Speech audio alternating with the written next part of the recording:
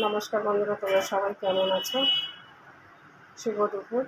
তাই এটা হচ্ছে আমার দুপুরের খাবার। তো আজকে আমার দুপুরের খাবারের দিকে আছে তোমাদেরকে দেখাচ্ছি। আজকে দুপুরের খাবারে আছে, এটা হচ্ছে গোটা মুগের তরকা, গোটা মুগ দিয়ে পেঁয়াজ রসুনের তরকা বানিয়েছি। আর এটা হচ্ছে আলু ভেন্ডির সবজি ভাজা। আর এটা হচ্ছে বিউলির ডালের সবজি বানিয়েছি, মানে বড়া ভেজে সবজি বানিয়েছি মশলা দিয়ে, আদা রসুন পেঁয়াজ জিরে। আর এটা হচ্ছে পেঁয়াজ। আর এটা হচ্ছে ভাত। তো এটাই আছে আজকে আমার দুপুরের খাবার। তোমাদের কার কার পছন্দ আছে কমেন্ট করে জানাবে।